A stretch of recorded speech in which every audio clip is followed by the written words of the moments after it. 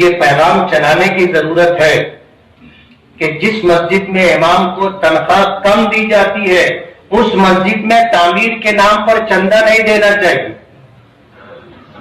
میری بات سے ابھی آپ کو اختلاف ہوگا. یہ در و دیوار پر جو آپ نے ٹائل لگائے ہیں اس کی ضرورت نہیں تھی. یہ علامات قیامت میں سے ہے. اللہ کے رسول صلی اللہ علیہ وسلم نے اس سے منع کیا ہے. ہم مسجدوں کی تعمیر پر لاکھوں روپیہ خرچہ کرتے ہیں لیکن امام کو اچھی تنخواہ دینے کی ہمیں توفیق نہیں ہوتی.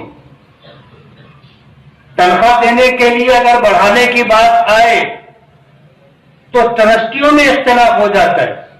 انہیں تو کیا سمجھا تھا؟ کہاں سے لائیں گے؟ کہاں سے لائیں گے؟ تم کیا اپنے گھر سے دے رہے، اپنی جیب سے دے رہے؟ جو خدا دے رہا ہے تم دو وہ خدا دے گا. تو ہم لوگوں کو امام کے تعلق سے اپنی سوچ بدلنا چاہیے، اپنا رویہ بدلنا چاہیے. احترام کی نظر سے دیکھیں، عزت کا سلوک کریں اور خاموش خدمت کریں. اس بات کی کوشش کریں کہ امام کو اچھی تنخواہ ملے. یہ کوئی فقیر نہیں ہے کہ آپ کے دروازے پر بھیک مانگنے کے لیے آئے گا.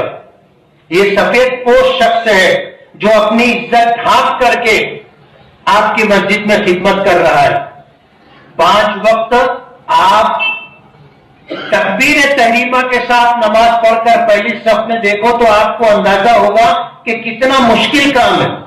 اور امام سردی ہو، گرمی ہو، بارش ہو، حالات اچھے ہو خراب ہو، وہ بیمار ہو تندرست ہو، خوشی کے موقع میں ہو غمی کے موقع میں ہو، نماز کا وقت ہوتا ہے، سب کچھ چھوڑ چھاڑ کر کے اسے آنا پڑتا ہے.